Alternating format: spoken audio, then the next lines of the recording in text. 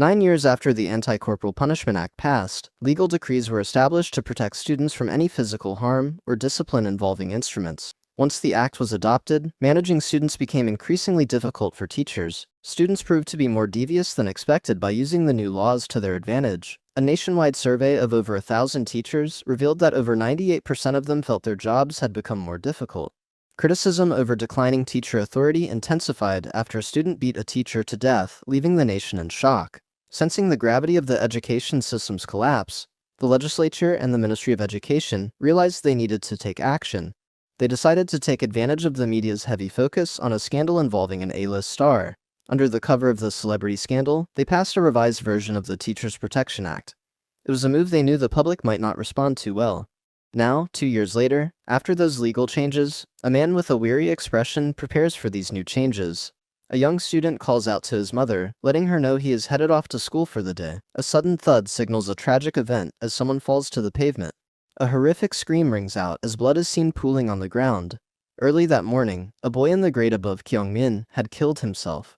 The victim's name was Daeseok Park, a student everyone at school knew despite never speaking a word to him. He was known by the cruel nickname Daesucks, marking him as the most bullied loser in the entire school. That nickname alone made it easy for everyone to guess the tragic reason behind his death. Kyungmin Kim, the first-year student who found the body, admits to a shocking reaction. The moment he saw the bloodied corpse, he couldn't help but laugh for some reason, leaving him to wonder whether there is something wrong with him. The scene cuts to him being violently struck across the face. A group of bullies surrounds Kyungmin, turning their violence into a sick game about measuring the decibels of his screams. They check a noise meter on a phone, disappointed that the victim's cry was not very impressive at only 67 decibels. Hyunsik Woo steps up for his turn, aggressively grabbing Kyungmin by the collar to show the others how it's done. The bully cruelly squeezes Kyungmin, forcing a desperate scream of pain from the young boy. The bullies are ecstatic as the noise meter hits over 100 decibels. They joke that Kyungmin's screech might actually be a new world record. Hyunsik Woo is declared the winner and demands $10, while another bully complains that pinching is an unfair tactic. One of the bullies is unsatisfied with the results and immediately demands a rematch. A bully steps on Kyungmin, demanding the freak make more noise while the others argue over the validity of the previous attempt. Kyungmin realizes that if Daesuk was the top loser of the second years, then he held that title for the first years. Kyungmin didn't just take the abuse at first and decided to seek help from the school staff. He went to his homeroom teacher, who smiled and assured Kyungmin that he would talk to the bullies and sort everything out. The teacher confronts the bullies, telling them they need to get along, and questioning if they think ganging up on others is acceptable. However, the teacher gave this warning in front of the entire class during homeroom. He tells them he will let it slide this time since it is the first offense. He warns that the next time will result in demerits for everyone involved, while the lead bully smugly agrees to the teacher's face. Ever since that public warning, Kyungmin went from being a simple reject to the king of all losers at school. Kyungmin wondered why his teacher would do something that obviously made things worse. He would soon figure out the dark truth behind the teacher's actions. A group of teachers hides away to smoke, complaining about being stuck hiding like teenage punks. They lament the lack of a proper smoking room for staff. They vent about the loss of their rights, mentioning a teacher who faced a tribunal just for yelling at students. They feel there is no say for a teacher's rights in the modern world. Kyungmin's homeroom teacher shocks the others by saying he actually prefers the way things are now. He explains that while corporal punishment is outlawed, there are no real ways to handle students who act out. He notes that even handing out demerits just brings angry parents to their door. He believes the Ministry of Education has basically told them to stop managing students and offers a simple, cynical solution. He advises the other teachers to stop trying to guide troublemakers and just teach the course materials. He warns that trying to mess with them will only get a teacher beaten to death. The teacher concludes that they should just let the kids figure out their own issues. Kyungmin listens from the shadows, his heart sinking as he realizes his teacher has abandoned him. It becomes clear that the homeroom warning was just a show. It was a message telling the students not to bother the teacher with their petty problems. Kyungmin feels completely alone with no one to stand up for him. He believes his only options are to transfer or endure the abuse for 3 years. But things are about to change. A police car pulls into the school grounds with its sirens blaring. Students watch from the windows, wondering if the arrival of the cops means the end for the second-year bullies. The police have officially begun investigating Daeseok's death. Everyone at the school is well aware of the merciless bullying the boy endured before he died. Kyungmin hopes the truth will finally come to light and the bullies will be arrested. He believes the violence will die down, and he can return to a regular life, or so he thought.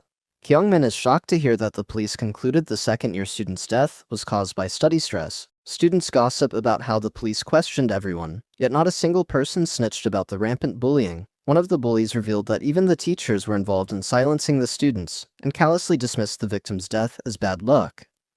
Suddenly, he starts to lose his balance. The bully is seen sitting on top of Kyungmin, pinning him to the ground, and aggressively demanding to know what his problem is. As he is held down, Kyungmin despairs that the entire situation makes no sense at all. The bully mockingly agrees with him, taunting that he can't even last through a single cigarette before driving a powerful kick into his back. The attacker claims he only held back while the police were around and continues to beat Kyungmin mercilessly. The bully demands Kyungmin buy him ramen and have it ready in 3 minutes as the boy lies broken on the floor. Internal thoughts reflect on a country too lenient on children and the total powerlessness of being a student. Pushed to his limit, Kyungmin stands on the edge of the school roof, preparing to jump. He stares down at the ground, believing that nothing will change even if he goes through with his plan. He hopes his death will ruin the school and finally end the constant pain he feels, claiming he has no regrets. A mysterious man suddenly appears on the roof and warns Kyungmin that he shouldn't jump. The man explains that it is inconsiderate to die in front of a witness and cause them weeks of nightmares. Kyungmin asks if the stranger is a teacher, and the man enigmatically tells him to just accept that title for now. Confused, Kyungmin wonders why a teacher would be hanging out alone on the roof. The man ignores the question and comments on the nice view from their high vantage point. He explains that from the roof, he can see the true, miserable state of the school and the violence within it. The man jumps down from the ledge and lands firmly on the roof floor. He tells Kyungmin to postpone his death until tomorrow and asks to be shown the way to the teacher's room. The school bell rings as the two walk together through the empty hallway. The man bluntly asks Kyungmin why exactly he was planning to take his own life. He dismissively asks if it was over bullies or grades and tells the boy to just toughen up for the next 3 years. Infuriated by the man's lack of empathy, Kyungmin asks what he could possibly know about his situation. Kyungmin explains that he can barely make it through a single day, leaving the man visibly surprised. Kyungmin screams in frustration just as a bully suddenly charges at him with a flying knee. The bully stands over him, raging about the 5-minute bell and demanding to know where his ramen is. He grabs Kyungmin by the collar, furious that the boy returned with empty hands. The bully delivers a flurry of slaps, accusing Kyungmin of losing his mind and trying to provoke him. The mysterious man silently watches the assault unfold, as the bully coldly declares that Kyungmin either needs to have some sense beaten into him or be put out of his misery. The mysterious man firmly clenches the bully's hair as he looks up in terror. He grabs Hyunsik by the collar, leaving the bully completely bewildered by the sudden intervention. The man delivers a powerful slap that sends the bully Hyunsik reeling. The impact sends Hyunsik crashing down the hallway while Kyungmin watches in total shock. The man smiles and admits that he actually agrees with the bully's earlier statement. He declares that sense really does need to be beaten into the boy, while the bully desperately asks for his identity. Kyungmin watches from the floor, questioning if the man is actually a teacher. Hyunsik demands to know if he is truly a teacher, and the man enigmatically tells him to just accept that title for now. The bully smirks, questioning if the man thinks he can get away with this just because he is a teacher. He loudly points out that a teacher just hit a student in school, while a crowd of students records the scene on their phones. The bully gets right in the man's face and dares him to strike him one more time. He threatens that another slap will make the video go viral and cost the man his job.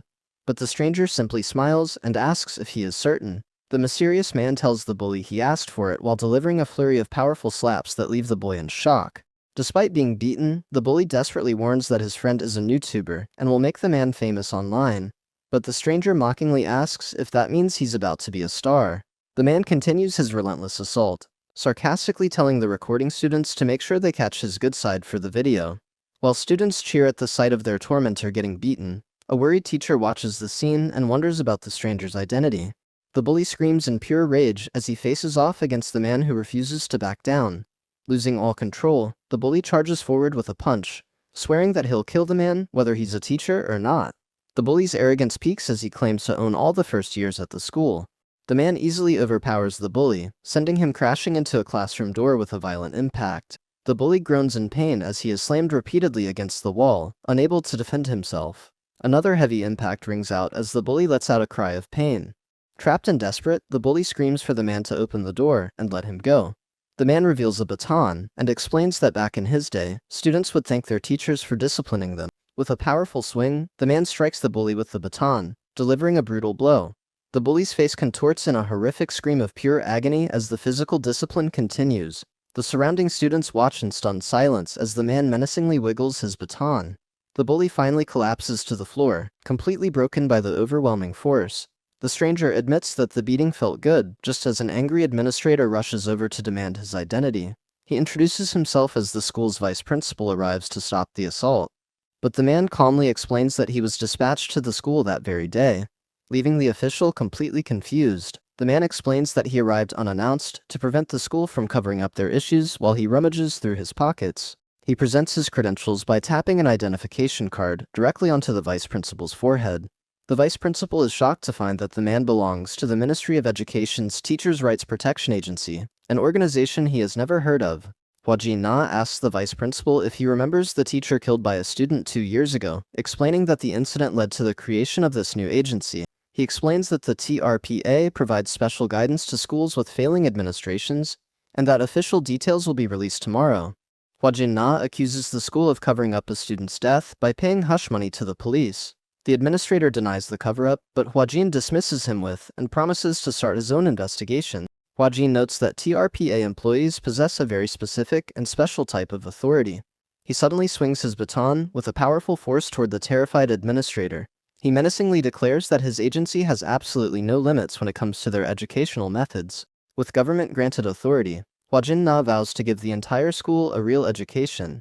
In the office, the principal asks whether he is Warden Na while watching the video of his recent assault. He claims there is a misunderstanding and lies that Daeseok Park ended his life only because of academic stress. They insist the school is free of violence and was even recognized as a top institution by a scholarship foundation years ago. They boast about their famous alumni, specifically mentioning a powerful 3-term congressman named Kwangpil Ryu. The men ask Hwajin to speak well of the school when he reports back to the Ministry of Education. The principal signals his colleague to provide a gift to their guest. An envelope is pulled from a jacket and slid across the table as a supposed token of appreciation. Hwajin abruptly slams his foot down on the bribe, shocking the 2 administrators. He coolly informs the men that they have the entire situation backwards. Hwajin calmly admits that he isn't a qualified teacher and has no authority to evaluate their school. He explains that he has neither the power nor the authority to appraise them, so they have nothing to gain by trying to stay on his good side. As he walks out of the room, he tells them to stop embarrassing themselves, remarking that it's painful to watch a group of grandpas behave that way. The insulted administrators flip him off and call him a know-nothing twerp as he walks away. Hwajin suddenly stops at the door, causing the 2 men to jump in fright. While casually using an electric shaver, he asks which class the late Daeseok Park belonged to. The administrator nervously confirms that the student was in class 2-5. Inside class 2-5, a bully aggressively forces a victim to open his mouth. The bully pours water onto the boy's face and demands he drink every single drop. As the victim coughs, the bully mockingly asks why he is spitting it out. The bully delivers a violent punch, screaming at the boy to finish drinking. The victim is left dazed and drooling as the bully tells him he should feel lucky to have a taste. A student warns the bully to clean up the mess before the school bell rings. The bully smugly claims he is only acting for the victim's own benefit. They look at a student named Junyoung who is sleeping off a hangover and plan to blame the smell of alcohol on their victim. Junyoung doesn't care about getting caught and points out that the other bully is the one who is actually hungover. The bully smirks, confident that no teacher would ever dare to touch the son of a high-ranking congressman. A girl shows the video of Hwajin's fight to her friends, finding the whole thing hilarious. They laugh at the idea of a teacher beating a student and discuss his special authority from the Ministry of Education.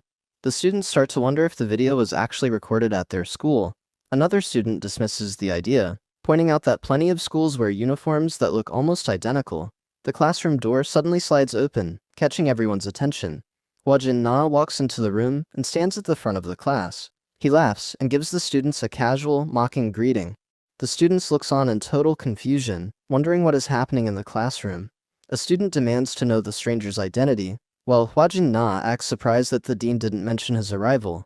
He cheerfully explains that both the homeroom and co-teacher are out sick, and he will be their substitute under the name Hwajin Na.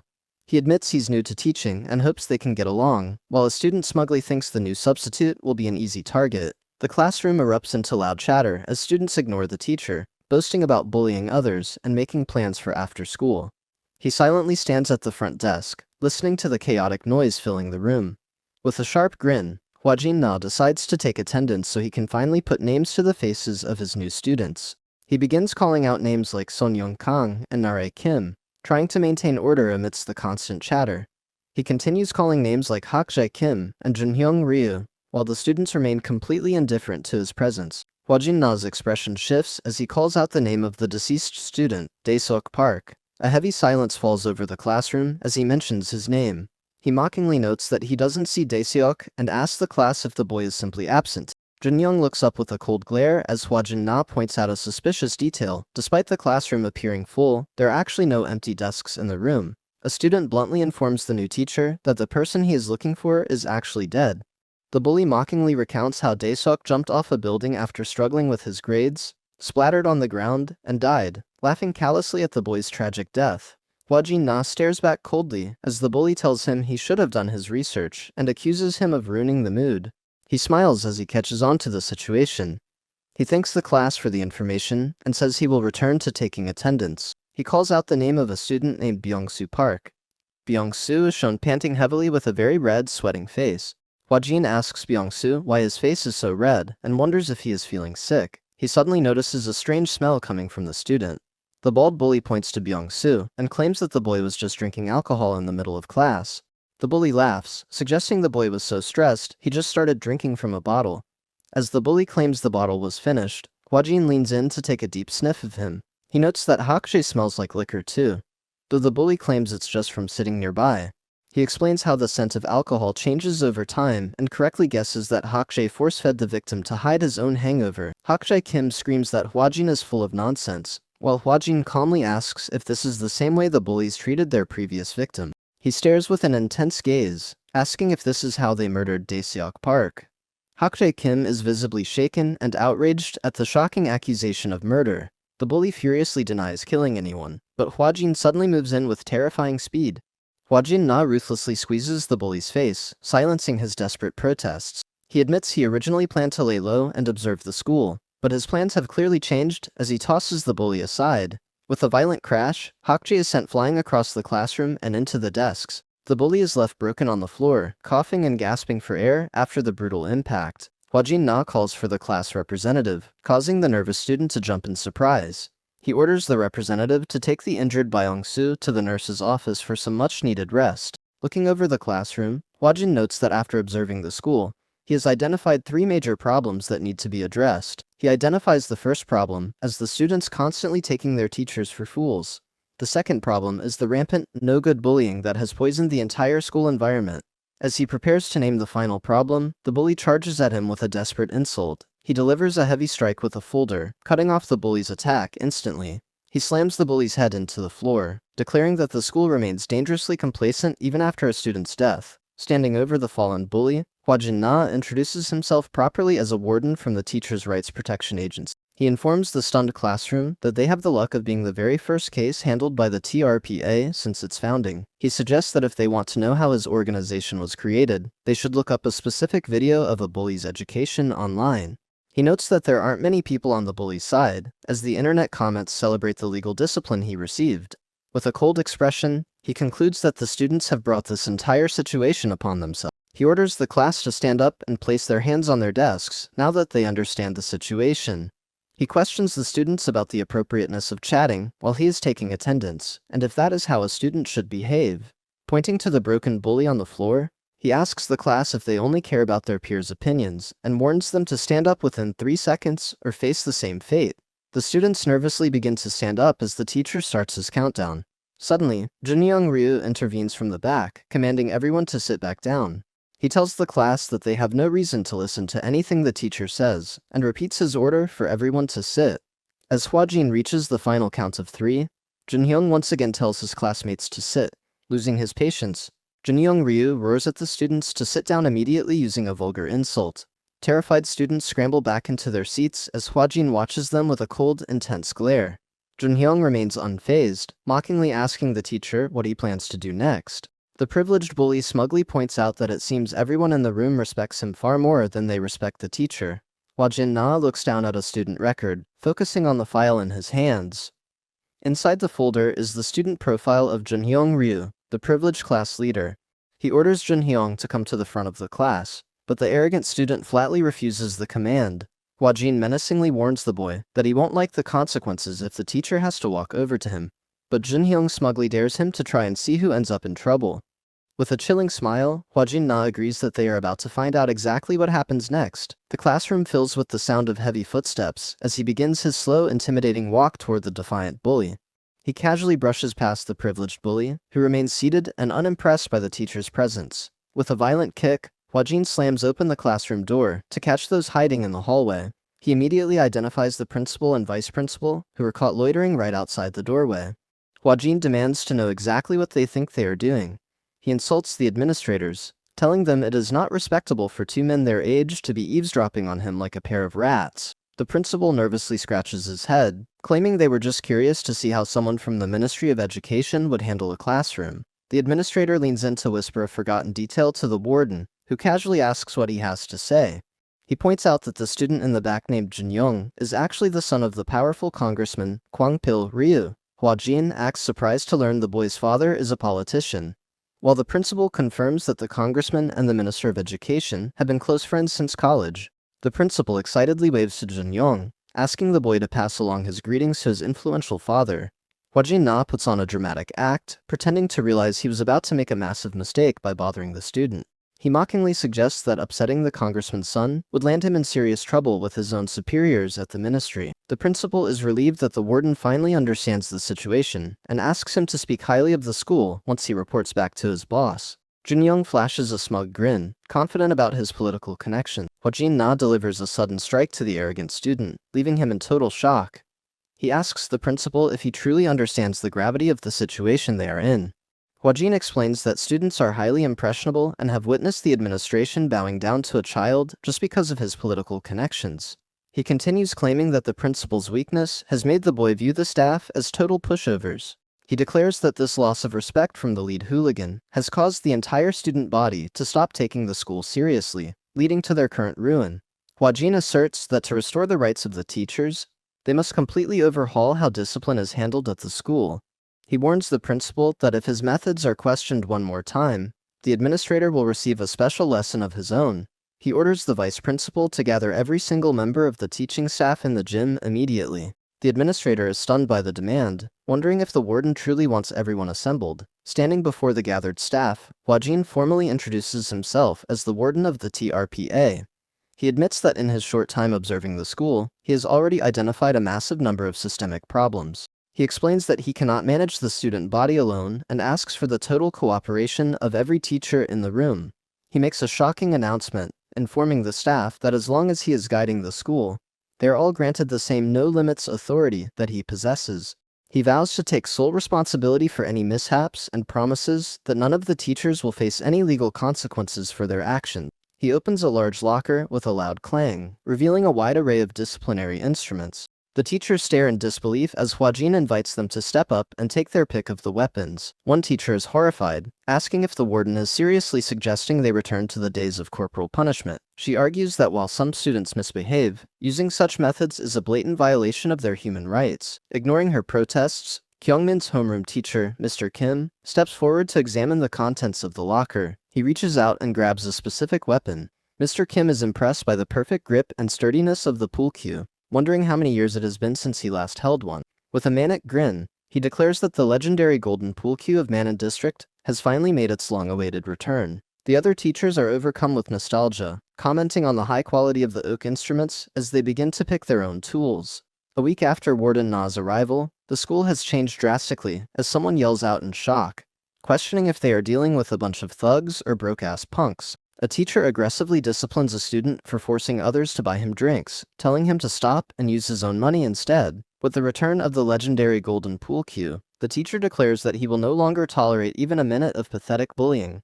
The older teachers, including Kyungmin's homeroom teacher, have developed various wild methods of physical guidance for their students. The teachers treat the harsh discipline like a game, mocking the students' lack of discipline while forcing them to carry massive logs and scream louder. Not every student accepted the new rules quietly, leading to violent confrontations and startled cries of fear as the physical enforcement begins. A student reaches his breaking point and snaps his disciplinary stick in half, furiously declaring that he is completely finished with the school.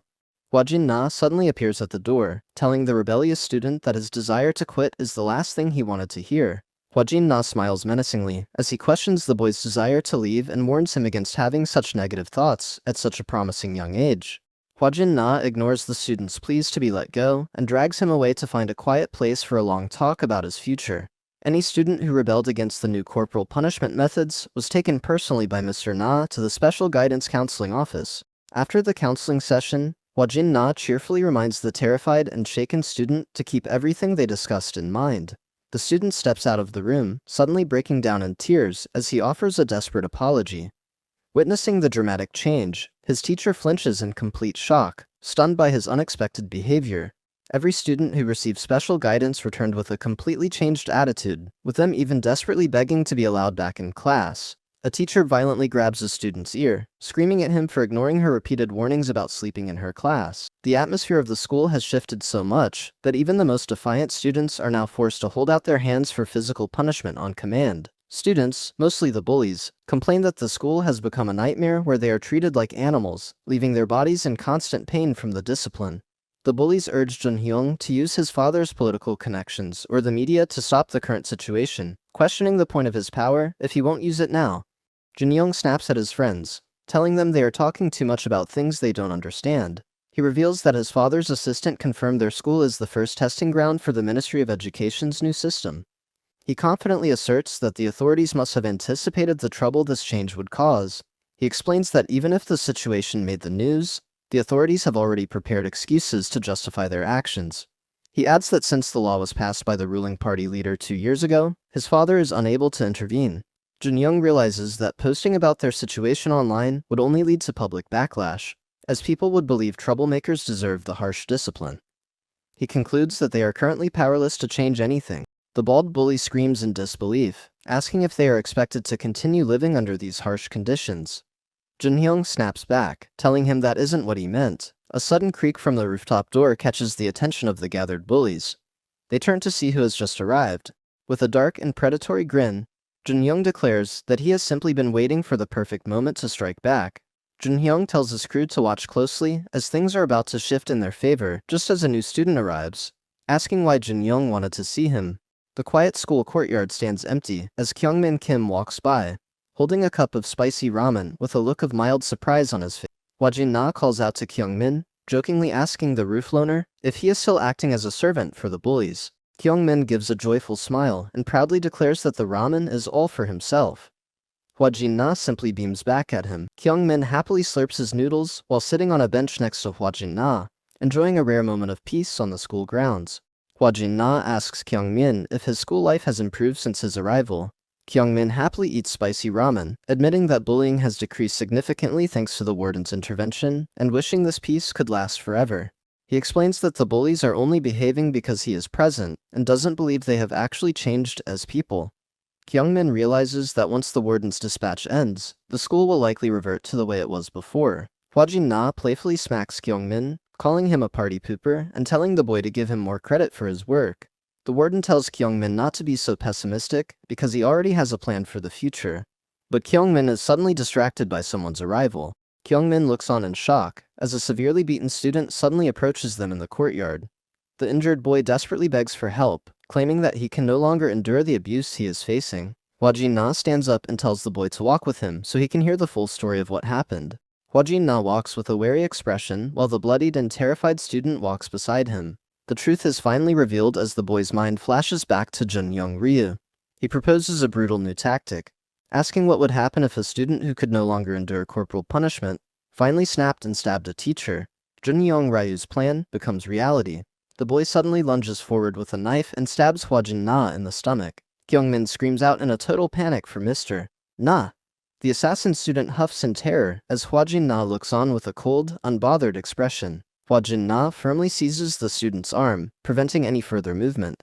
The warden aggressively grabs the boy by the face, calling him a brat and warning him not to try being cute.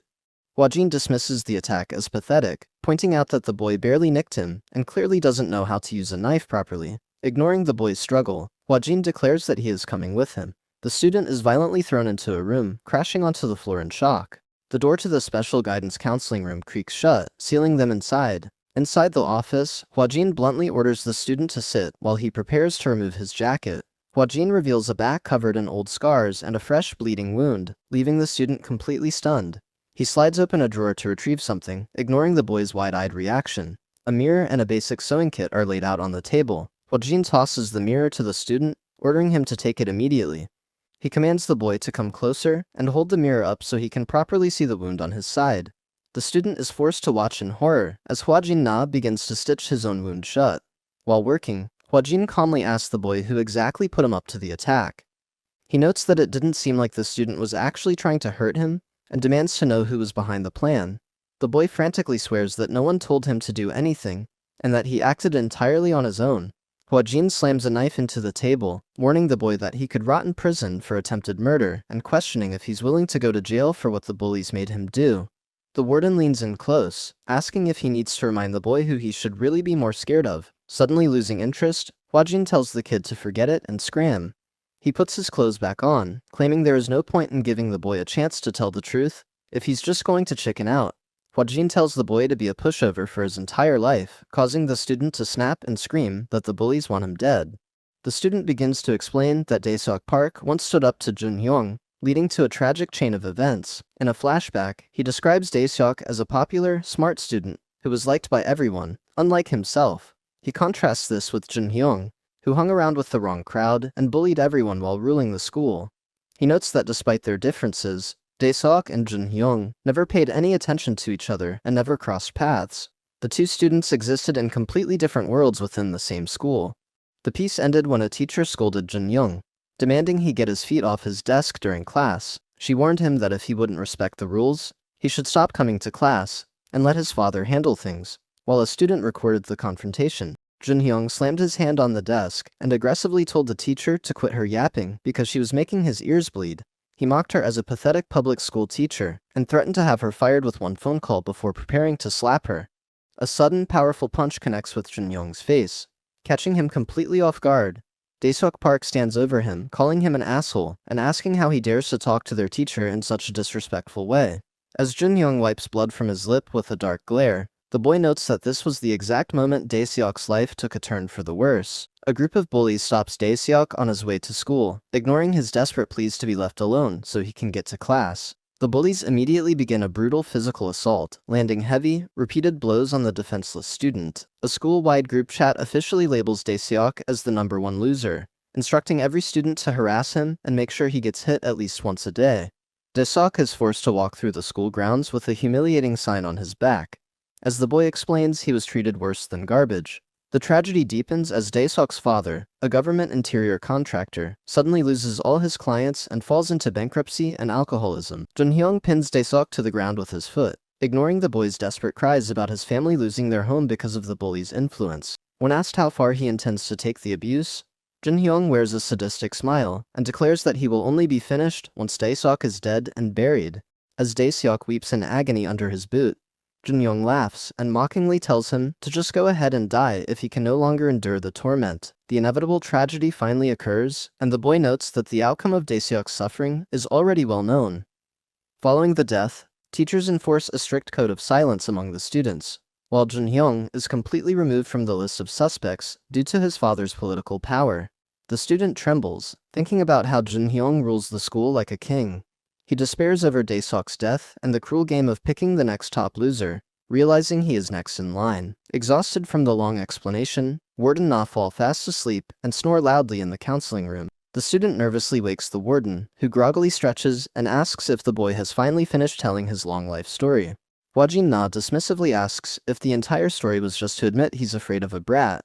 The frustrated student screams that Junhyung is different, accusing the warden of being just as powerless as everyone else until a phone notification interrupts them. Telling the boy to calm down, Huajin Na shows him a news report on his phone and asks if the person on the screen is the one he's talking about.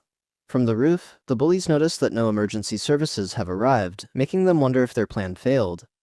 Junhyung's crew mocks the student, claiming they knew he wouldn't have the courage to actually stab the warden. Junhyung dismisses the failed plan, admitting he expected a failure but already has backup strategies ready for tomorrow. Huajin Na suddenly appears on the roof, calling the group a bunch of buffoons as they react in total shock. Hwajin Na mockingly notes that bullies can always be found smoking on the rooftop while holding the injured student close. The bullies are stunned to see the student they manipulated standing alongside the teacher, questioning if the loser is really siding with him. He intensely asks the student if he truly wants to end up like the late Daeseok Park. As the pair marches forward, a furious bully asks the student if he is ready to die. He tells the student to do exactly what he taught him, and the boy gives a determined nod. Junyoung is caught completely off guard by a sudden, powerful uppercut that sends the privileged bully flying backward. The remaining bullies watch in complete disbelief as their leader is taken down. Junyoung is left dazed and unconscious from the sheer force of the blow. The enraged bullies grab the student, asking if he has a death wish or has completely lost his mind. Hwajin Na intervenes with a heavy blow that sends the bullies crashing to the ground. He whistles in admiration, praising the student for landing such an incredible uppercut. Junyoung threatens to kill the student for striking him, but the boy fires back with insults, telling the bully he can no longer hide behind his father's power. He holds up a phone, declaring that he has some bad news for the privileged loser. The student cheers as breaking news reports that Congressman Kwangpil Ryu has been indicted on charges related to alleged sexual misconduct and bribery. Junyoung is left in total disbelief, trembling as he questions what his father has done. Scene cuts to a flashback. Hwajin Na throws Junyoung's profile onto the table, questioning whether the situation is some kind of joke. He asks how a school with a politician's son could be chosen as their first trial case, noting that the teachers will be too terrified of the boy's father to cooperate. A man lights a cigar with a gold lighter, stating he won't be held responsible if things turn into a political mess after someone messes with the boy. The man bluntly tells Hwajin to stop complaining and just focus on doing his job. With a dark smile, the man tells Hwajin that he can leave all the messy and dirty details of the operation to him. Junyoung stands frozen in disbelief as a breaking news report about his father, Congressman Kwangpil Ryu, begins to air. The student holds up the phone showing the news to a panicked Junyoung, who desperately screams that the report must be fake. Junyoung looks on in disbelief, wondering why his father would do such a thing. The bald bully approaches the fallen Junyoung, telling him that he has asked a very good question. The student's expression turns terrifyingly dark as he leans in and demands to know exactly what is happening. At home, Junyoung was treated like garbage and ordered to keep his hands down while being disciplined. His father raged that no son of his would have such poor grades, while his mother desperately begged him to stop. The congressman blamed his wife for the boy's poor education, viewing his son as a constant embarrassment to his political status. Things were different outside his home, where teachers would fawn over him and ask him to put in a good word with his powerful father. His classmates were desperate to be his friends, constantly praising his solid background as the son of a fancy politician. His father's status forced everyone to bow down to him, giving him more authority at school than a politician ever had. He made sure that anyone who dared to question his authority was dealt with accordingly. His greatest joy in life was watching those who once acted against him beg for mercy like insignificant bugs. Everything changed when one of the students he had been toying with decided to end his own life. Junyoung trembled with fear as he reached the door of the guidance counselor's office. He realized the police were waiting inside and feared he would be as good as dead if his father found out what happened. The police welcomed him inside and immediately confirmed his identity as Congressman Ryu's son. The officers treated the investigation as little more than a formality, telling him he only had to sit there for 10 minutes before he could leave. They then questioned him about his father, leading him to believe that his family's influence meant he could get away with almost anything at school. With his shield of political power, he confidently declared himself the king of the school. Junyoung is left in a state of shock, wondering why he is suddenly being treated with such disrespect. The bullies mock Junyoung, telling him he is absolutely nothing without his father's political power to back him up. Junyoung warns the bully that he is making a massive mistake and arrogantly asks if he has ever actually seen a politician serve jail time. Junyoung tells the bully to give it a few months. Everyone will have forgotten what happened. He warns that one day he'll make the bully regret everything he's doing. In response, the bully simply spits in his face. Left alone and humiliated, Junyoung trembles with a terrifying resolve to kill everyone who has ever messed with him. A bathroom door creaks open as someone complains about how incredibly loud the kids are being. Hwajin Na emerges from a stall with a roll of toilet paper, grumbling that he couldn't even concentrate enough to finish his business. The warden mocks Junyoung for being cut off by his friends so quickly, while the boy is horrified to realize the teacher heard his entire breakdown. Junyoung demands to know why the warden didn't stop the bullies from beating him, but Hwajin coldly washes his hands and says it isn't his business. Hwajin Na declares that he has officially washed his hands of the school, making the change effective as of that very day. With the TRPA's involvement officially over, the era of corporal punishment ends and the school returns to its original state. Students cheer wildly that the regime is over, while their teacher warns them to respect staff if they want to avoid another intervention. Kyungmin looks on with a hollow expression, realizing that Mr. Na has finally left their school. Just as Kyungmin feared, the students immediately restart their cruel tradition of naming and marking the school's top losers. Junyoung is suddenly blindsided by a powerful flying knee kick that sends him crashing into the floor. A bully stands over the fallen Junyoung, mockingly asking the former king of the school what is wrong with his face. The first-year bully taunts Junyoung for being angry, reminding him that he was the one who made these brutal rules in the first place. The bullies demand the freak take off his hoodie because losers aren't allowed to wear them, while Kyungmin watches the cycle of violence continue. Kyungmin concludes that the school hasn't actually improved, noting that the only change is that the bullies are now targeting Junyoung. The trouble for the family doesn't end there as a violent blow lands with a loud whack. Junyoung desperately asks why his father is attacking him, only for the man to furiously point at a breaking news story on the television. A viral video of the congressman's son bullying classmates and abusing teachers has spread across every social media platform. The report details how he abused his father's authority to violate teacher rights, and was even involved in a classmate's death. When an assistant warns that reporters are swarming the house, the congressman frantically orders them to be blocked from the property. The congressman calls his son a scumbag and swings a golf club, raging about how much harder his life has become because of the boy's actions. Under the pale moonlight, Junyoung lies awake in the dark, his mind consumed by a growing and dangerous desperation. He stares blankly into the shadows, repeatedly muttering a chilling vow to kill them all. The school stands quiet and vulnerable as the night deepens. Suddenly, the sound of liquid splashing fills the air as a sinister and destructive plan begins to unfold. Junyoung stands in the darkness, pouring gasoline from a large red canister onto the floor. His face is twisted with a manic intensity as he continues to whisper his deadly intentions to himself. Carrying 2 more canisters, he continues to douse the hallway in fuel, declaring that the entire school will go up in flames by morning as a door slides open behind him. A sudden and powerful kick strikes Junyoung directly in the face with a violent impact. The boy is sent reeling, crashing onto the gasoline-soaked floor as Hwajin Na looms over him. Hwajin Na calls him completely delusional and asks if he truly doesn't understand what he did wrong while casually flicking a lighter. With a cigarette in his mouth and a flame in his hand, the warden menacingly declares that it is finally time for Junyoung to learn his lesson. Junyoung is startled and asks what is happening as he sees Hwajin standing over him. Junyoung frantically tells Hwajin to put his lighter away because the entire hallway is covered in gasoline. Hwajin Na looks on with a calm expression and asks what the problem is with the gasoline. The warden asks if the gasoline wasn't the reason the boy was dousing the floors as he drops his lit lighter. Junyoung watches in absolute horror as the lighter falls directly into the pool of fuel. A massive burst of flames erupts from the floor, engulfing the hallway in heat. Junyoung desperately scrambles away from the crackling fire, screaming in pure panic. Losing his footing, the boy lets out a screech and falls heavily onto the ground. Surrounded by the roaring blaze, the boy desperately begs for help and admits that he made a terrible mistake. In a state of total breakdown, Junyoung screams that he knows he messed up and pleads with the warden to save his life. Hwajin Na quickly uses a fire extinguisher to douse the flames, creating a massive cloud of white smoke. With a cigarette still in his mouth, the warden continues to spray the extinguisher until the fire is completely out, leaving the bully huddled in fear. After the fire is extinguished, Hwajin Na casually tosses the empty canister aside as his finished cigarette butt lies on the ground. He stares down at the boy and tells him that he won't be forgetting this lesson anytime soon. As the terrified boy trembles, the warden explains that a gasoline-fueled fire actually spreads much slower than a person can run. He shares his philosophy that real learning comes from physical experience rather than books. The warden reiterates that the boy has just learned the terrifying reality that the type of fire is much slower than he previously imagined. He continues by saying that the boy has also learned how easily a person's life can be turned into a living hell.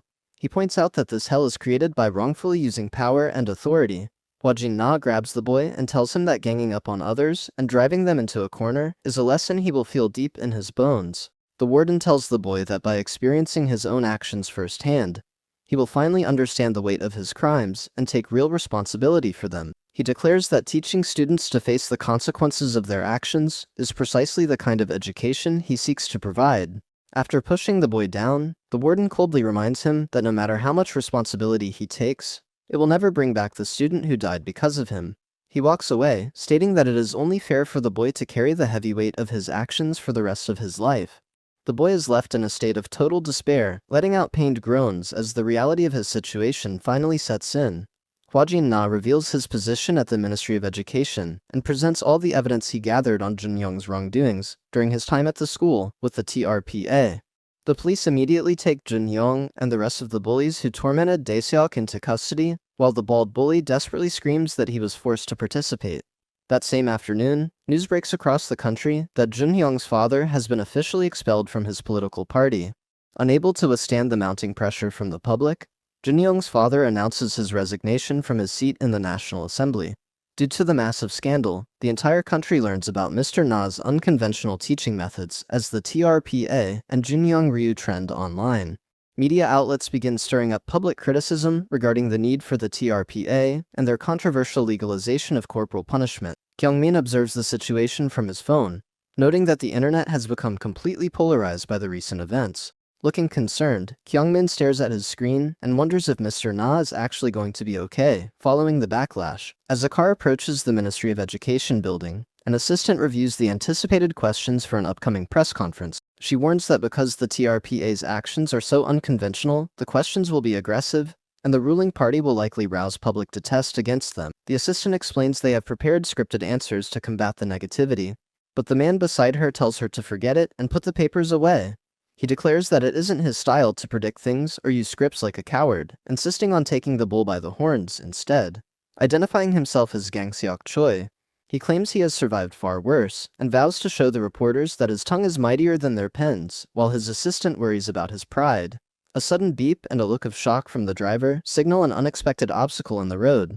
A man stands silently in the middle of the street, blocking the car's path as the scene intensifies. The car screeches to a halt, and the assistant asks what is going on, while the driver struggles to explain the situation. The man in the road is revealed to be a haggard-looking Congressman Ryu, staring down the vehicle. Gang-seok Choi tells his team to sit tight because he has the situation under control and prepares to step out and talk to the former politician. Kwangpil Ryu asks Gang-seok if he was the one who leaked his scandal to the press, reminding him they are in the same party and he once viewed him as a brother. He mentions they went to college together as young activists, with the same goals and demands to know what he did so terribly wrong to deserve this treatment. Gang-seok tisks Kwangpil and asks if he is really asking what he did wrong after everything that has happened. He mocks Kwangpil for being dense despite the constant allegations in the news and prepares to tell him the blunt truth. Gang-seok gets right in his face and tells him that the real problem is that he should have raised his son better. Gang-seok Choi is revealed to be the former head of the ruling party and a 6-term congressman with 26 years of political experience. He is currently serving as the Minister of Education. Gang-seok Choi, the 69-year-old current Minister of Education and former head of the ruling party, walks into the spotlight of a press conference. Having started his political career at 43 and served 6 terms as a congressman, he moves forward with purpose as cameras flash all around him. His political style completely ignores appearances, as he is a sharp-tongued speaker known for being curt and gruff with everyone he speaks to. People see him as a genuine politician who represents their will, giving him enough support to be a constant candidate for the presidency. Taking the podium, the minister tells the gathered press that they already know how he operates and demands they get the meeting over with, proving why he is considered the bane of every reporter's existence. Sinwoo Choi from Koryo News raises his hand to start the questioning, bringing up the massive controversy surrounding the TRPA that began with a bill the minister proposed 2 years ago while leading the ruling party. A reporter asks Minister Gang-seok Choi if he supports corporal punishment, noting that the supervisory organization he created has no limits on its methods. Choi snaps back at the press, questioning why they are bringing up the Teachers' Rights Protection Act now, when they had plenty of time to speak up when it passed 2 years ago. He accuses the reporters of being too busy chasing celebrity gossip for money and views, before clarifying that while he doesn't support corporal punishment, the TRPA is necessary for schools where rights are severely abused. The minister explains that the TRPA only works in extreme cases where regular educators have failed and does not repeal the Anti-Corporal Punishment Act, as Chen Wung Park from Channel Y steps up to speak. The reporter asks if relying on physical punishment is a result of an old-fashioned way of thinking, but Choi firmly rebukes the accusation. He points out that schools are in much better shape after the TRPA steps in, and argues that students themselves must prove if his ideas are truly outdated or factual. Jin Suk-yoon from the Jomyeong Daily presents an investigation showing that students who received guidance from the warden We're left with clear traces of bodily harm. She questions if such human rights violations have a place in modern education.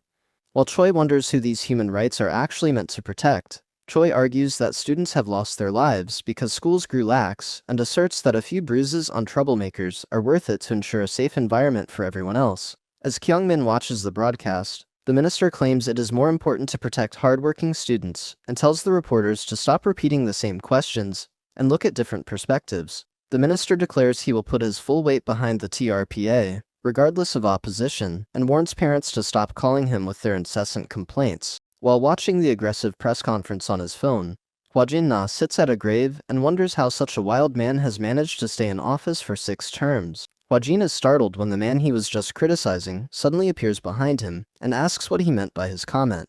Hwa-jin nervously calls the man his father, earning himself a violent kick from the minister for being a dumbass. The scene shifts to a peaceful day at the cemetery, as a plate of colorful macarons and coffee are laid out as an offering. Choi complains that the expensive cookies just taste like lumps of sugar, while Hwa-jin reminds him that they were Gayun's favorite. Hwa-jin continues to carefully weed the grass around the grave as the two men talk. Hwa-jin expresses concern about the TRPA staying afloat since the media and parents are desperately calling for them to shut down. Choi confidently licks his finger and reminds Hwa-jin who he is dealing with, declaring that the organization is sticking around because he says so.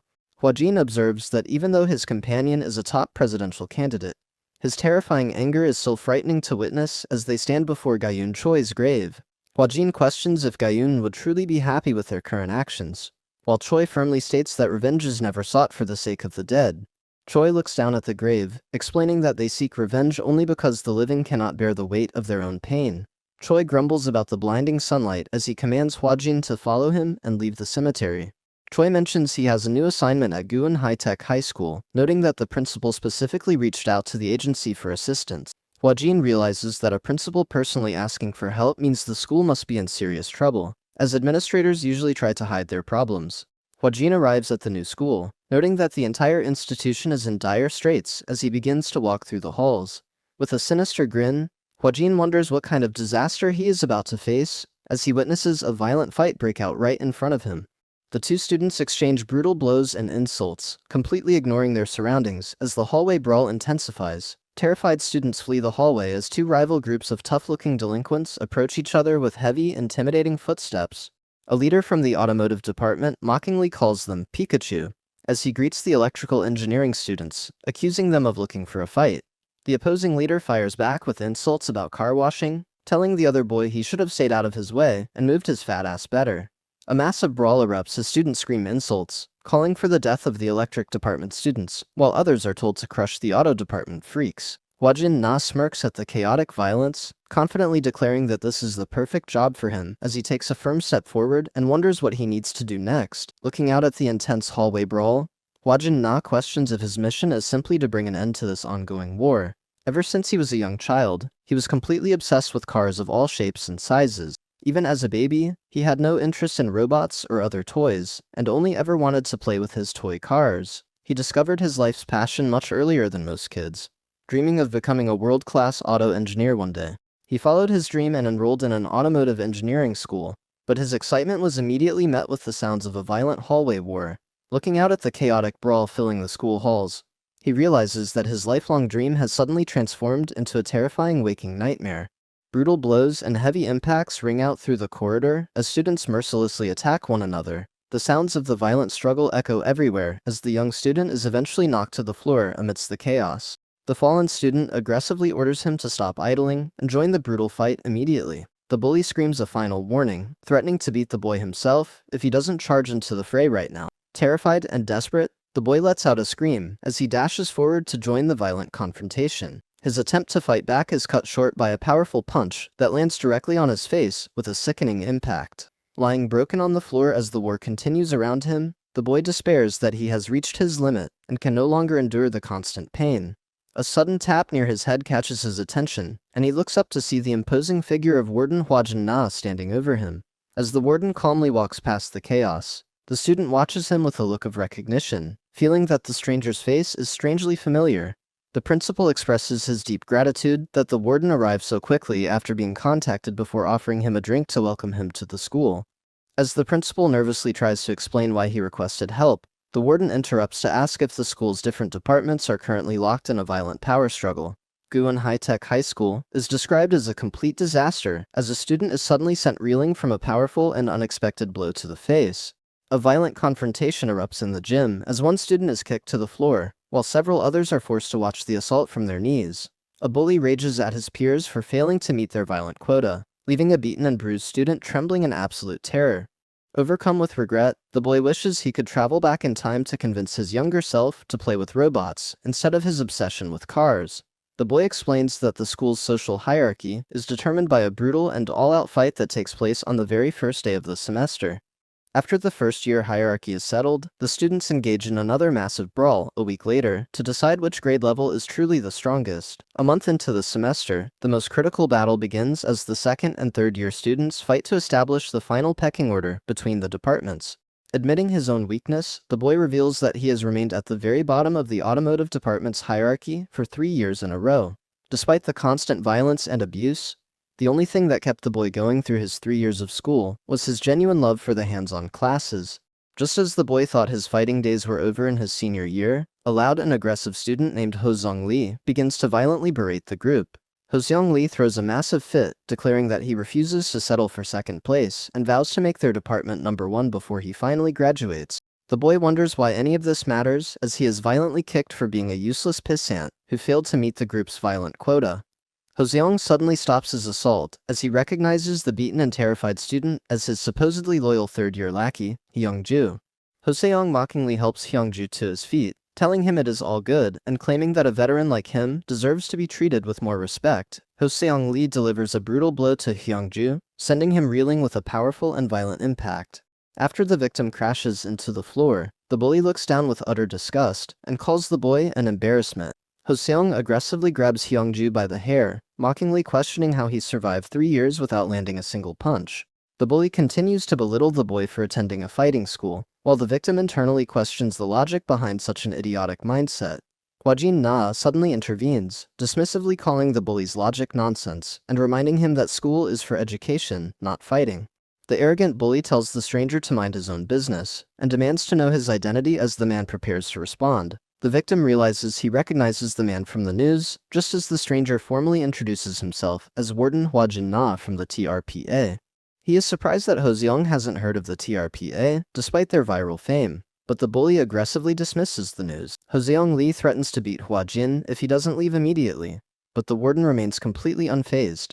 With a violent crack, Hwajin Na delivers a devastating blow that catches the arrogant bully completely off guard. Ho Zeong-lee's eyes roll back as he wobbles and falls to the floor with a heavy thud, leaving him completely unconscious.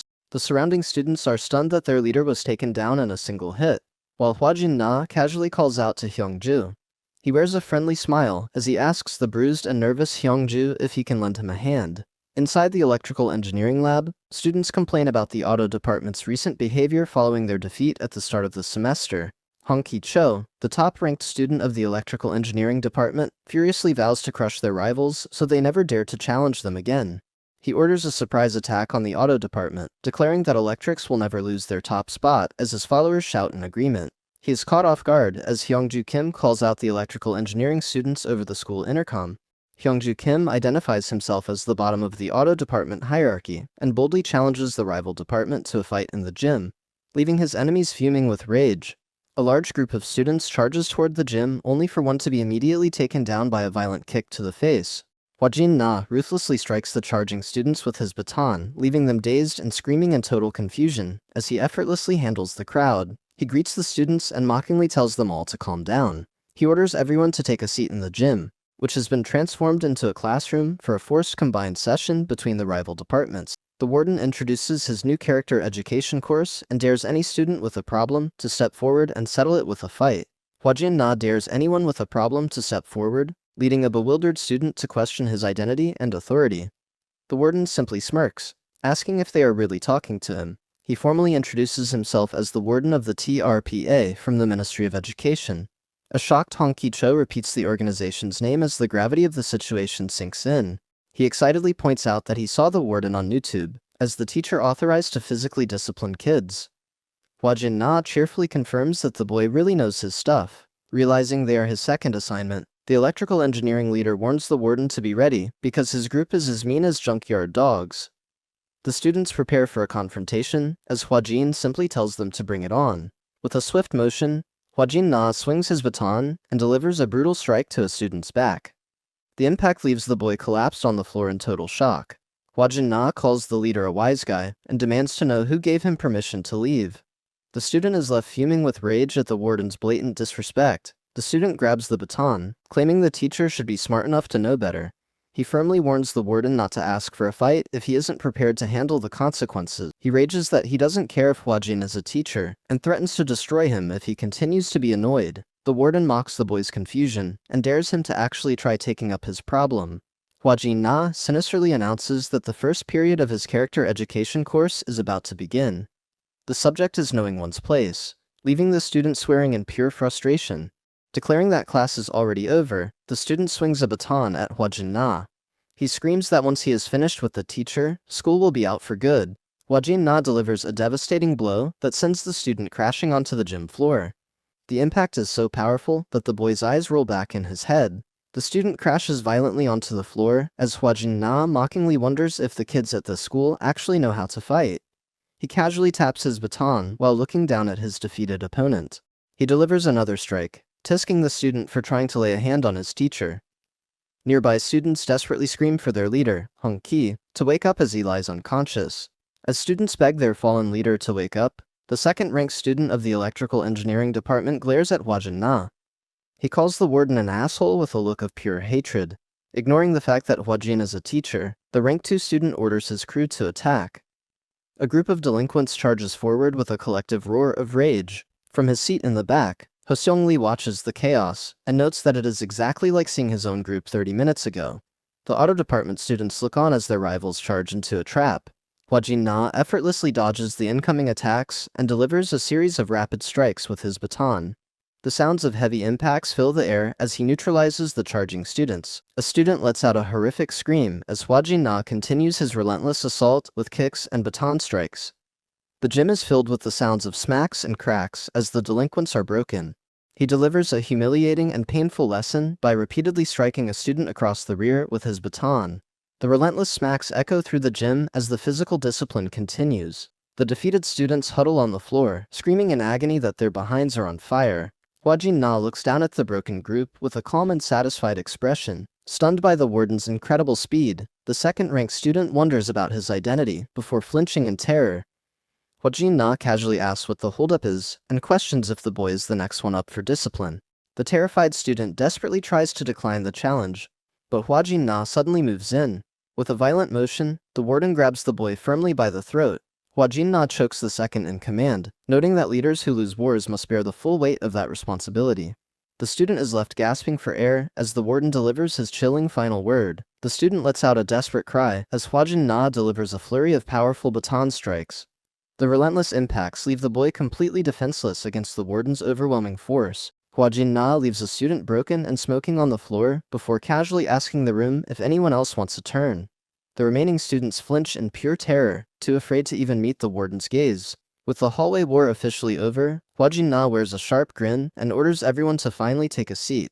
The students are forced into compliance by the warden's terrifying display of authority. He stands before the gathered students, declaring that school is a place for studying rather than fighting. The students are told that this test will decide their fates, and they are urged to do their best. Hyungju realizes how bad the school's situation is as he looks at an exam filled with incredibly basic questions meant for young children. However, despite the simple questions, the students are visibly struggling and finding the exam difficult. Hyungju admits that while it isn't much of an achievement, he has a secret when it comes to his studies. He confidently declares that he is actually the #1 student at the school when it comes to academics. The next day, a tire slides across the sand as a group of students is forced to chant that school is cool and fighting is outdated, while they perform grueling physical labor. Students with low GPAs, labeled as pawns, scream about how studying is their favorite thing, and that fighting belongs in a boxing ring, while they struggle to pull heavy tires. Meanwhile, students with higher grades, known as knights, relax on the bleachers and watch the others toil from a distance. After completing 20 exhausting laps of tire pulling, the panting students desperately announce that they have finally finished their task. The students look up to a balcony where the only person with a perfect GPA sits on a throne, pleading for their next set of orders. With a manic grin, Hyungju embraces his role as the king, and ruthlessly commands the group to complete 10 more laps. As night falls over the school track, multiple phones ring out among the bodies of defeated students lying across the ground.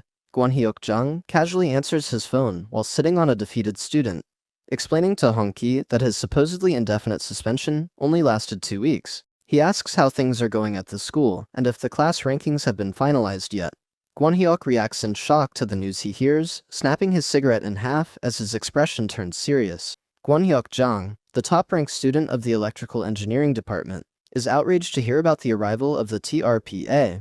The combined classes are forced to follow a new code of conduct where hierarchy is determined by grades, and challenges to the instructor are encouraged. The new system divides students into knights and pawns based on their GPA, with the higher-ranked students receiving significantly better treatment. While the lower-ranked students complain about the meager rations and food discrimination, the knights arrogantly demand more variety in their meat-filled meals.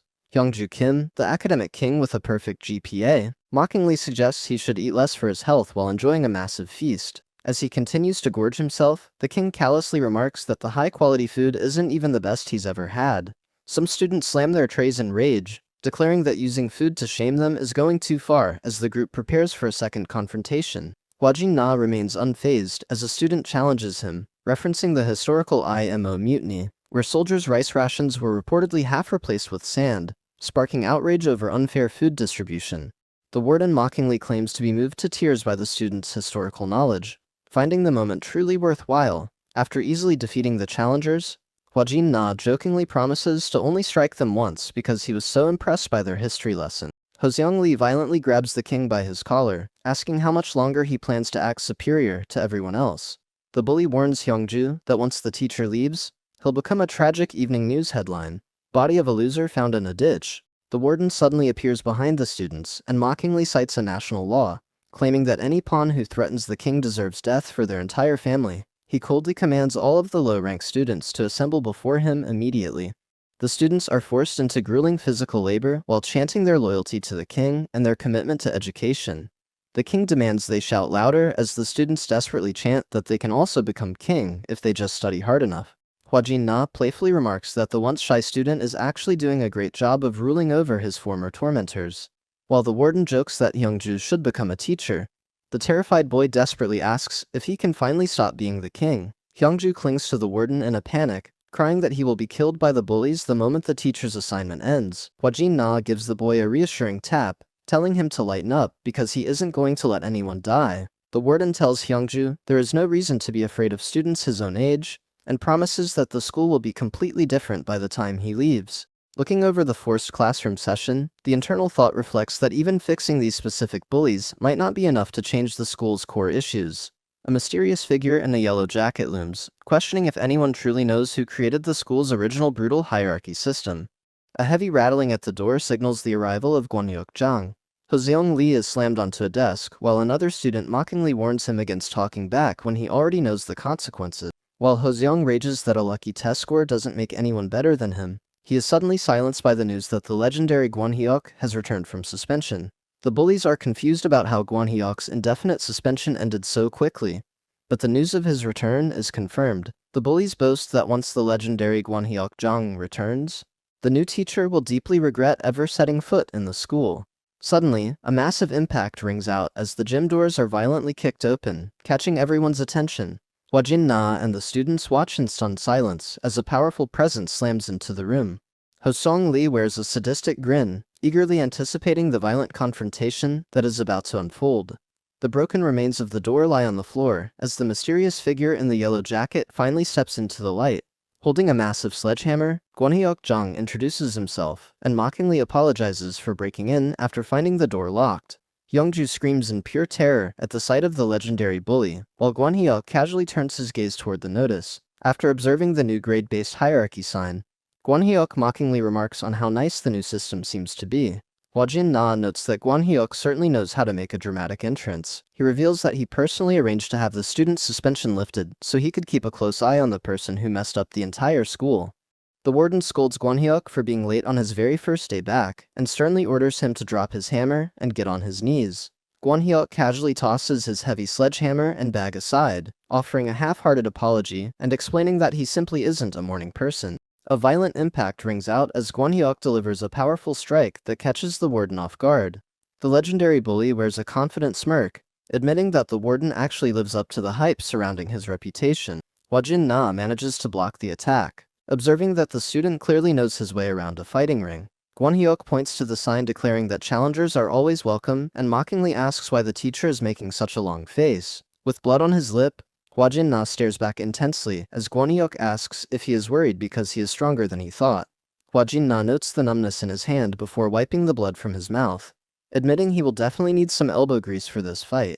As the two face off in the middle of the gym, Hwa Jin-na wears a sharp grin and declares that dealing with punks like Guan Hyuk is exactly what keeps his job interesting. Guan Hyuk-jang demands a clear deal, stating that if he wins, the warden must leave the school and never return.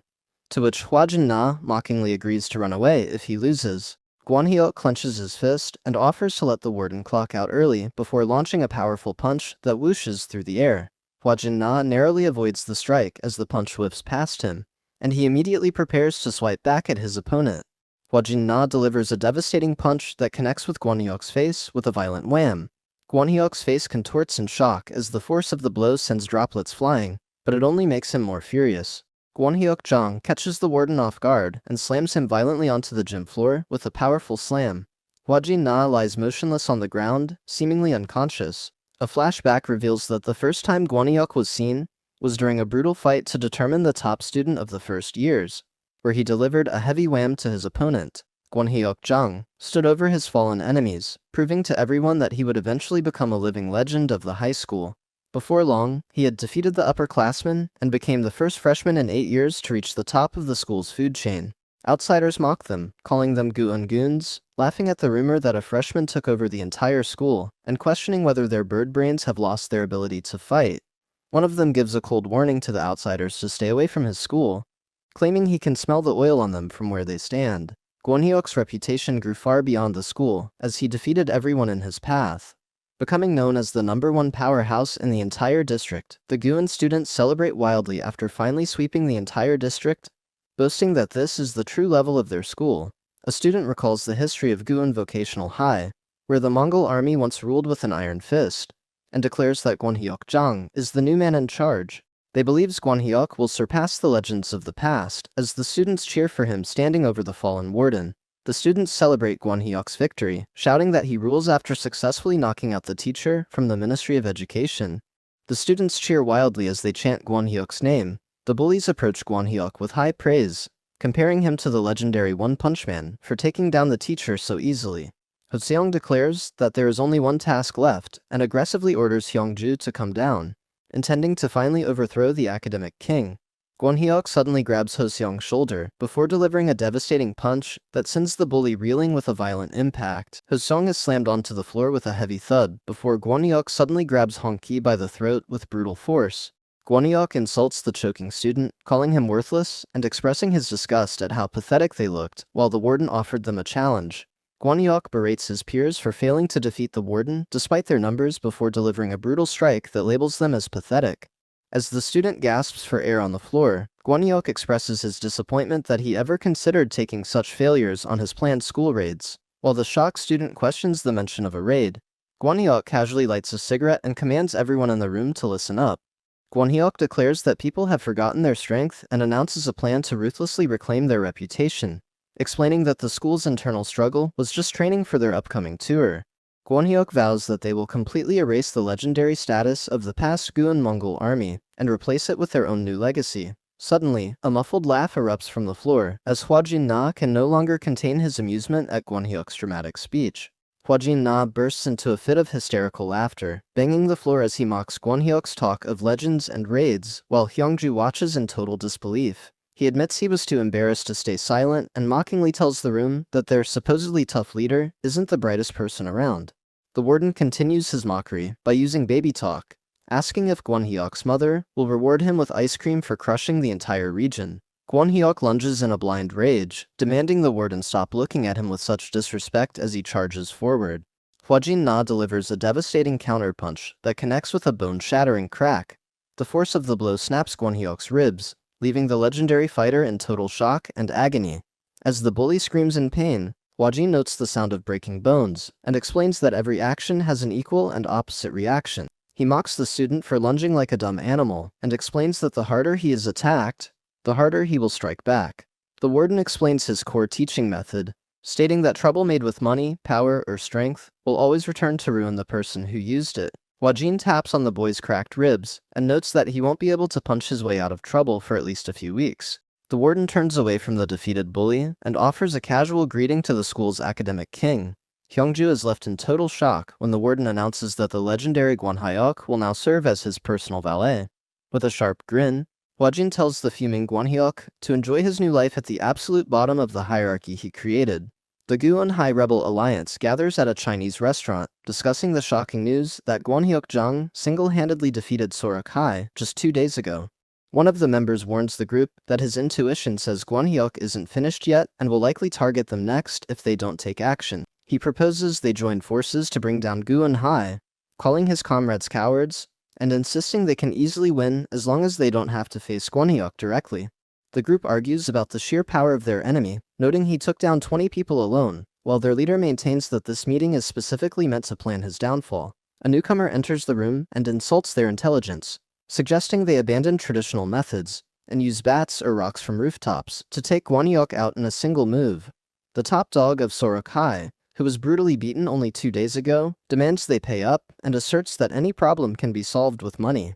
Hyungju witnesses something unbelievable every day as the school's former top dog, Gwonhyuk Jang, now pours water for him. Gwonhyuk Jang asks if the king needs anything else, while Hyungju trembles at the sight of the school's strongest fighter serving him like a butler.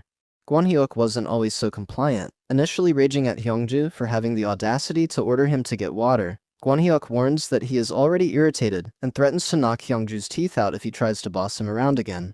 Hwajin Na suddenly intervenes and scolds Gwonhyuk for his insolence, dramatically introducing himself as Sailor Jin, the guardian of the king. He declares that he will punish the bully in the name of justice while brandishing a colorful cat toy. Hwajin Na relentlessly tickles Gwonhyuk's nose with the feathers, forcing the tough bully to sneeze in total frustration while the warden laughs. Gwonhyuk's cracked ribs send him to the floor in agony, while Hwajin Na presents the cat toy to Hyungju as a gift for his highness. Hyungju is left stunned as he holds the cat toy, which the warden claims is fit for a king and capable of punishing all forms of evil. Gwonhyuk desperately tries to rally the other students to go after the warden together, believing the man can't take them all on at once. He argues that the current situation only exists because they got scared, insisting they can definitely defeat the warden if they attack as a group. The other students tell Gwonhyuk to do it himself, realizing he is no better than them now that he's been beaten. Once his strength was gone, Gwonhyuk lost his ability to rule over the others. The school atmosphere shifts as students like Hosung Lee actually begin to enjoy learning, boasting about being quick learners, while Hyungju watches the positive change from his throne. Students begin to bond over their studies, jokingly bartering pizza and garlic bread for help with raising their academic ranks.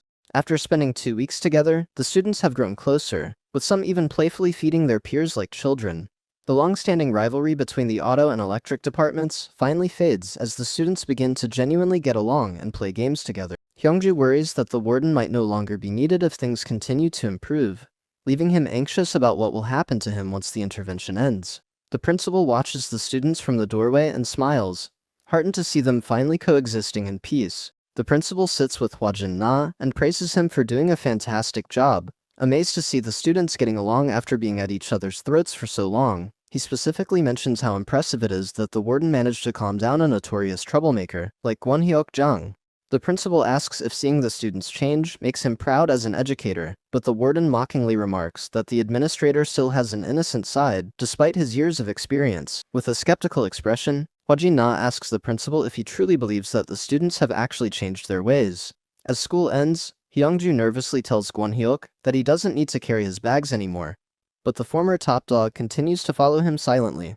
Gwonhyuk coldly states that it's a school rule now, and points out that Hyungju was forced to do the same thing for 3 years. Hyungju realizes that out of everyone at the school, Gwonhyuk Jang has undergone the most significant change. He wonders if losing his followers and his status finally made the legendary bully realize the weight of his past actions. It has been 2 weeks since the confrontation, and Gwonhyuk reflexively brushes his hand against his healing ribs.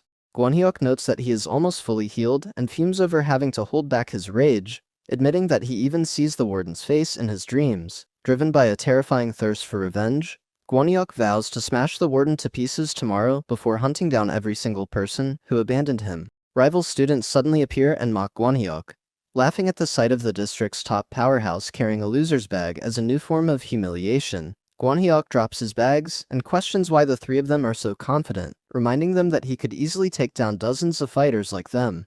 The rival leader smirks and declares that their confidence comes from the fact that they are about to get exactly what they paid for as a mysterious figure approaches. The rival student boasts that money can hire professionals to deal with pests, introducing a brutal bully cleanup crew known as the Hired Guns. Hyungju is terrified thinking the new arrivals are gangsters, while a blonde man smoking a cigarette tells Gwonhyuk he's there to teach him a lesson for talking too much. The blonde attacker misses his strike and is immediately countered by a powerful blow from Gwonhyuk. Gwonhyuk declares that even gangsters aren't safe from his punches before lunging at a man in a black suit. The man in the suit easily catches Gwonhyuk's fist and admits the boy's strength actually lives up to his reputation. Gwonhyuk is stunned that his attack was stopped while the man mocks him, claiming fighters like him were common during his time. The man in the suit lands a devastating strike that leaves Gwonhyuk spitting blood. As Gwonhyuk screams in pain, the attacker admits that taking this specific job makes him feel uneasy. The man reveals he is an alumnus of the same school and asks Gwonhyuk if he is surprised to meet someone who graduated 8 years ago. Taking off his glasses, the man reveals he was the legendary top dog known as the Great Khan during the era of the Mongol army. Gwonhyuk Jang is left in a state of total shock as he realizes the man standing before him is the legendary Great Khan of Guinhai. Gwonhyuk recognizes him as the powerhouse who dominated the entire region 8 years ago and grins, knowing that tonight's outcome will be the only thing anyone talks about. Driven by his own pride, Gwonhyuk challenges the legend to a direct confrontation to finally see which of them is the stronger man. The Great Khan responds with a powerful punch that lands with a violent impact, sending Gwonhyuk reeling. Gwonhyuk is stunned by his opponent's incredible speed, wondering how he could be kicked faster than he could even throw a punch, while the Great Khan mockingly asks who the stronger fighter is now. The Great Khan tells Gwonhyuk not to be so full of himself, claiming that back in his day, punks like him were common and easily handled. He tells Gwonhyuk that he is lucky to have avoided his generation before delivering another brutal strike that sends blood flying. Gwonhyuk is left completely defenseless as he is overwhelmed by the superior force of his attacker. Gwonhyuk's mind flashes back to the first time he encountered violence in the first grade, recalling how other children labeled him a bum. The neighborhood bullies aggressively warned him that the playground was off-limits to someone they considered a broke-ass loser. They continued to insult him and his family, with one bully even mocking his mother's opinion of his poor household. After a bully shared a horrific and cruel insult about his parents' poverty, Gwonhyuk reached his absolute breaking point. The insult to his parents drove him to fight back, but his victory only resulted in his mother having to desperately apologize for his behavior. Being labeled as uncivilized just because he was poor made him realize a harsh truth about the world he lived in. Beaten and dejected, he believed that if he could only learn to fight well, he would never have to feel inferior to anyone ever again. He clawed his way to the top so that those who once looked down on him would be forced to beg for mercy. But now he finds himself being crushed once more. Gwonhyuk is shocked to face a man who seems completely hardened and unfazed by his strongest punches. As the relentless beating continues, Gwonhyuk is overcome by a feeling of pure and paralyzing terror. Paralyzed by fear, Gwonhyuk desperately begs his attacker to stop the brutal and bloody assault. Broken and bloodied, Gwonhyuk finally surrenders and admits that his opponent has won. He promises to never fight or mess with anyone again, pleading for his life as his former rivals watch his humiliation from the shadows. The rival leader celebrates the power of money while the Great Khan stands over Gwonhyuk and asks for his next set of instructions. The Great Khan offers his opinion, warning that punks like Gwonhyuk never truly change and will only stir up more trouble once they recover. He offers to ensure the rival leader's safety until graduation for an additional fee, while Gwonhyuk lies broken on the ground. They go to an abandoned building, where Gwonhyuk trembles in fear as a hand unexpectedly reaches out toward him. While the hired guns restrain the trembling Gwonhyuk, he screams in terror that he doesn't want to die. The hired guns tell the noisy Hyungju to be quiet, assuring him they don't intend to kill him despite his constant screaming. Hyungju is left in total shock when the attackers threaten to chop off his hand at the wrist and tell him to take it like a man. Hyungju recalls how Gwonhyuk's brutal hierarchy system made his life a waking nightmare for 3 years, despite them never speaking a word to each other. He deeply resented Gwonhyuk for turning the school into a hellish place, just because he wasn't a good fighter. Despite his deep hatred, Hyungju desperately begs the hired guns to let Gwonhyuk go just this once. His plea is met with a violent and sudden kick that sends him crashing into the ground. Hyungju is left bleeding on the floor, shocking both Gwonhyuk and the Great Khan with his unexpected intervention. The Great Khan demands to know what the boy thinks he's doing, while Hyungju groans in pain on the floor. Even while injured and bleeding, Hyungju continues to desperately plead for Gwonhyuk's safety. Hyungju declares that regardless of his feelings, he cannot stand by and watch this happen, telling the attackers they have gone too far. The Great Khan coldly tells the boy to move out of his way immediately as he prepares to strike again. He delivers another brutal slap that sends Hyungju flying across the floor. The Great Khan continues to kick the defenseless boy, ordering him to get lost with a violent whack. Gwonhyuk is completely bewildered as to why someone he isn't even close with would risk their life to stand up for him. A smartwatch suddenly displays a dangerously high heart rate of 177 beats per minute. As Hwajin Na is working out, an emergency child alert goes off on his phone, signaling that Hyungju is in serious trouble. He immediately checks the alert, his expression turning serious. The Great Khan delivers another heavy and violent blow to the fallen Hyungju. The Great Khan is surprised that the boy is still conscious after 10 minutes of abuse, noting he is much tougher than the school's top fighter. When asked why he's protecting his former bully, Hyungju explains that while he hates him, there are still limits to what should be allowed. Hyungju looks up and calls out to Mr. Na, who has finally arrived at the scene. Hwajin Na stands silently with a terrifyingly intense expression as he surveys the damage done to his student. He quickly kneels by the injured Hyungju, asking for an immediate update on what has happened. Hyungju warns that the men are professional gangsters hired to beat Gwonhyuk, and Hwajin mockingly notes that they did look a bit too old to be students. When the blonde attacker claims to be in his 20s, Hwajin Na brutally insults his appearance, telling him he looks like he stuck his head in acid. The enraged attacker threatens to disembowel the warden with a knife, but Hwajin Na remains completely unfazed by the threat. With a sickening crack, Hwajin Na easily overpowers the man and breaks his arm, forcing a scream of agony. He follows up by slamming the attacker's head violently into the concrete floor with a heavy thud. Hwajin Na declares that since they are gangsters, he can finally let off some steam and fight without any of his usual restraints. With a chilling smile, the warden announces that because they aren't students, there is absolutely no reason for him to go easy on them.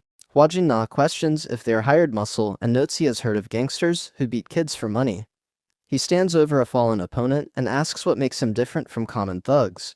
With a sharp grin, Hwajin Na declares that he is a civil servant while his opponents are nothing more than thugs. The attacker is stunned by the warden's lightning speed as his head is violently smashed into the ground without a moment of hesitation. Realizing he is in serious trouble, the Great Khan draws a knife with a swift motion to even the odds. Hwajin Na stares down the armed man and calmly suggests that he should put the knife away.